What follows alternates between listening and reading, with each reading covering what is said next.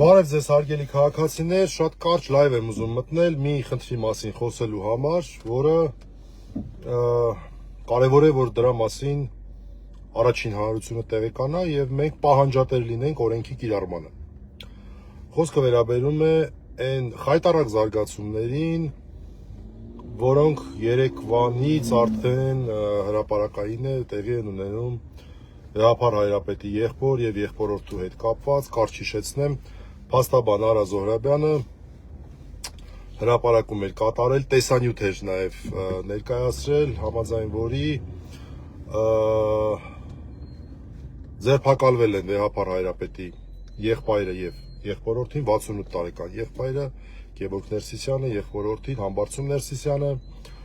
ուրեմն Արամ Զավենի Սարգսյանի այդ Վաղարշապատ համայնքի տեխնացու ինչ-որ Հարություն անունով մեկի դանոսի հիման վրա իբր թե խոչընդոտել են իրենց քարոզչությանը, այդ տեսանյութը շատ կարևոր էր, որ այդ պահին հրապարակելը, դրա հրապարակման պարզ էր դառնում, որ եղել է զրույց, ինչ-որ այլ բան չի եղել, մարդիկ խոսում են իրար հետ, դա երևում եւ որ շարով են տալի այդ մարդկանց, երևում էր, որ իրենց տան տեսախցիկով է հրապարակումը կատարված, պարզվեց, որ 3 երեկոյան ձերբակալել էին, պարզվեց նաեւ, որ այսօր առավոտյան այդ ցավոք սրտի այդ ամեն ինչը չազդեց, ակնհայտ էր քաղաքական բաղադրիչը, այդ տեսեք, որ ասում են քաղբանտարկյալները Պարտադիր չի քաղաքականությամբ զբաղվեն, այսպես դեպքերի համար են ասում։ Այդ մարդիկ ընդհանրապես քաղաքականությամբ չեն զբաղվում, չէ՞, բայց բարձա չէ քաղաքական բաղադրիչը։ Մասնավորապես Հայ Առաքելական եկեղեցու դեմ Նիկոլ Փաշինյանի եւ իր սատելիտների, այդ թվում նաեւ այդ Հարությունի եւ Արամ Զավենի Սարգսյանի, նրանց հայտարարած պատերազմի շրջանակներում վնաս տալ, ցավացնել Վեհապար Հայրապետին։ Այդ քաղաքական խնդիրն է այստեղ։ Մի խոսքով ամեն ինչ ակնհայտ է։ Քաղաքական հետապնդում, քննչական մարմինը չկարողացավ իրավական այսպես շրջանակներում գտնվել, չկարողացավ կամ չցանկացավ, չգիտեմ։ Եվ այնուհանդերձ մտան դատարան, դատական կալանքի միջնորդությամբ, թե Վեհապար Հայրապետի եղբոր թե եղբորորդու նկատմամբ։ Շատ կարևոր էր իրավապաշտպանական տեսանկյունից 3 այդ տեսանյութի հրապարակումը։ Հիմա ինչա տեղի ունեցել դրա հետ կապված, այս դրա մասին է խոսքը։ Այդ Հարություն կոչեցյալը այն որ sense էքսպրեսիայով բանով խոսում է, էլի դե տեսել եք այն շներին, որ ուզում էր սերտաճել, բանանել, sense ինչ-որ ապուշություններ էր դուրս տալի դե արումի ասա։ Ուրեմն հայտարարություն իր էջում ինչ-որ գրառում է արել, որտեղ փաստաբանները, ովքեր որ հրապարակել են, Արա Զոհրաբյանն հրապարակողը եւ մյուս փաստաբաններ, անունն եմ ուզում հիշեմ, շատ ներողություն չհիշեցի այս պահին, երկուսն էլ հրապարակել են, նրանց վիրավորական բաներ է ասում, գաճաճ փաստաբանիկներ, ես իմ այս ինչի են ինչի գրպանային փաստաբաններ, վիրավորական բաներ է ասում,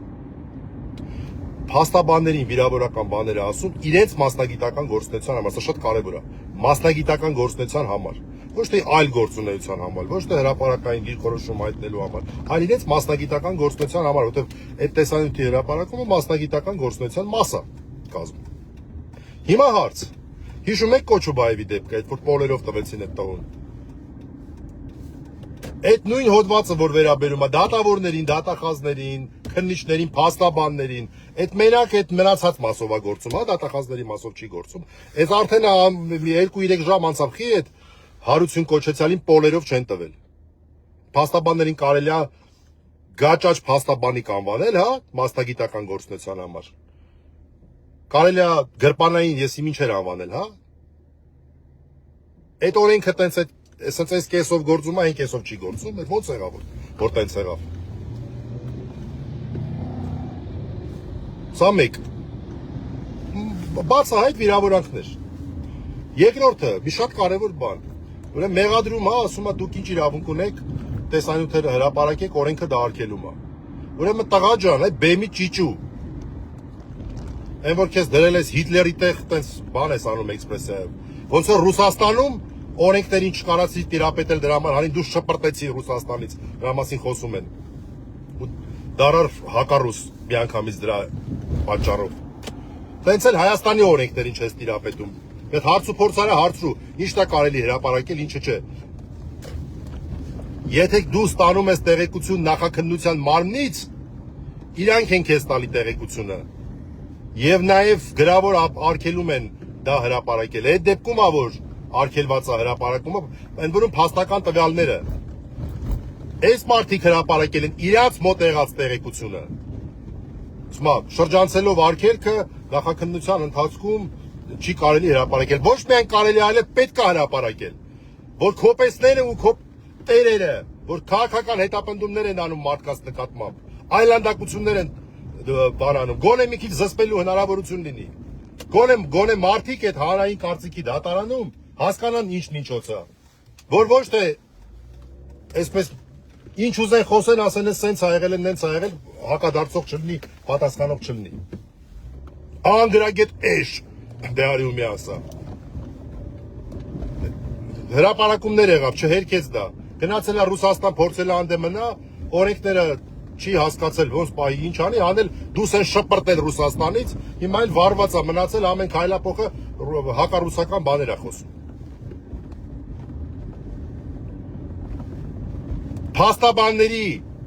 Փաստաբանների ձեռերը քաշի արա։